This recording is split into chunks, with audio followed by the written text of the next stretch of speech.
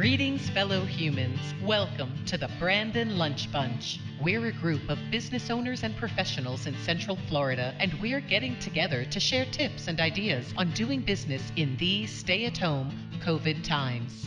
Online meeting services provided by A Better Choice Network Solutions. Brandon Lunch Bunch is a production of Pacesetter Media.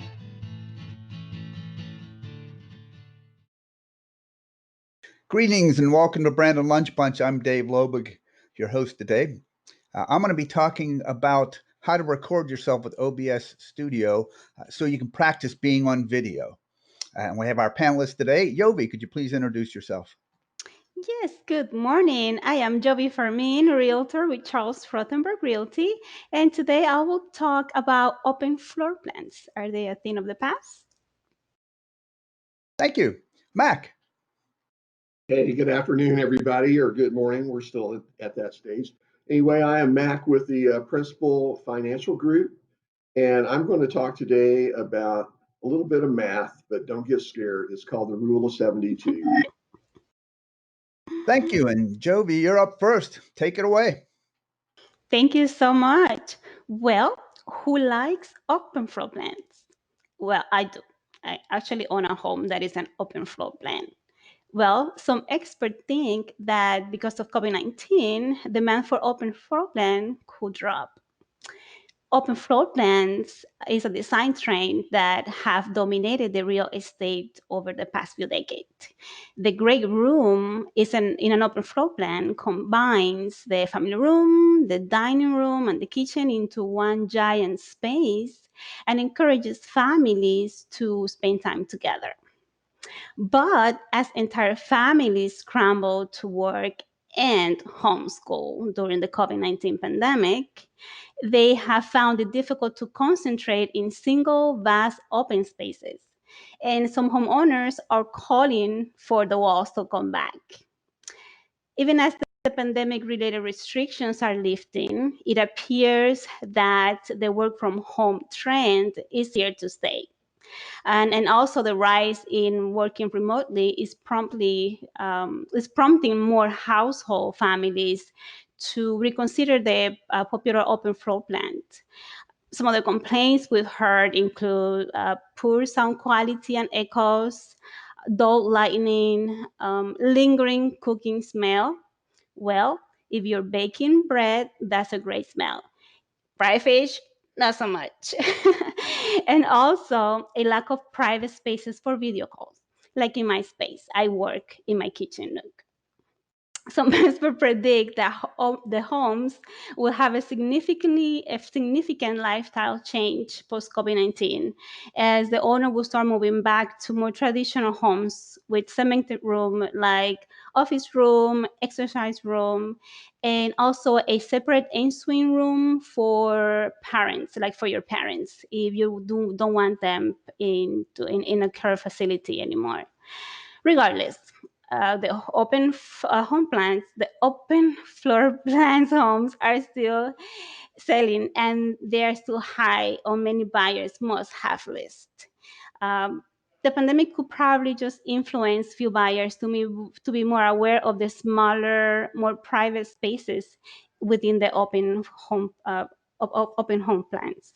And as I mentioned earlier, the open floor plan mostly relates the kitchen, the dining room, and the living room, blending together into one large space to entertain for a larger feel and natural light. Those are the public areas of the home. And once people get a taste of the light, the energy, and the flow of the great room, they don't want to go back to a more formal design. For the most part, people want their homes to be their homes, not their office. The office can be a small section within the home, and homeowners just simply have to get more creative in finding a more private space to work. And that's it. Very short segment for today. Thank you so much. And I just want to add that uh, who would have ever thought, unless you work in real estate, that COVID is going to have an effect on the future of floor plans? You know what? It's an excellent question. And it's out there. People are, Yeah, right. as most people are working from home, they're realizing that, well, I love my upper front plan, and I don't think I'll ever go back to the traditional rooms. So, but it's a people's choice. Well, I've heard this with multiple people doing multiple meetings in homes. Without these separate spaces, they're kind of on top of each other some. So, yeah, it's interesting that COVID is going to have an effect on floor plans. We'll see. Thank you. Yes, yes. Thank you. Thank you. Mac, you're up. Hey, Jovi, great presentation and great food for thought. My wife and I, being empty nesters, we have a couple of spare bedrooms available to us. So setting up an office or finding the office space wasn't too difficult. So today, though, I'm going to talk about the rule of 72. And if you'll bear with me, one of the things that I've been learning more and more about is how to do these kind of presentations. And I'm going to try to share one of my screens, and let's see how this works out for us. And I don't see what I'm looking for yet. And I have. I'm seeing it. Rule of 72 and some text. Yeah. Do you see it? Yes. Oh, okay. Well, I see it. Very good. Very good. The rule of 72. So let's say that you made an investment, and a good example is a CD. Everybody's heard of CDs. You go to the bank and you invest in a CD, and they give you a fixed interest rate. They guarantee an interest rate on that investment. So you say, well, okay, I know what my interest rate is. Now, what's this investment going to look like down the road? So if you use the rule of 72, and you're looking at that right now, if you look down, you'll see if you take 72 and you divide it by the interest rate you have or the rate of growth, then that's going to tell you the length of time that it's going to take that investment to double. So on my example, I give I show a few different ones so you can get an idea of what I'm talking about. So if you take the rule of 72 and you have a 3% interest rate, it's going to take 24 years for that investment to double. If we take that out and we look at a 9% interest rate, well, then we're going to double our money in 8 years. Of course, we'd all like to double it faster, but in order to do that, you generally have to take on more risk.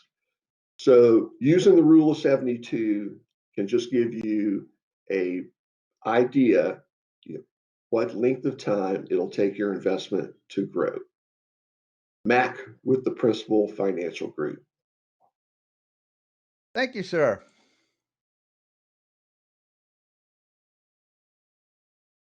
And I'm up next. And last week I spoke about how to practice on video, and that you should do one thing, take some time to practice one thing and record yourself. And this week I want to go about how to record yourself.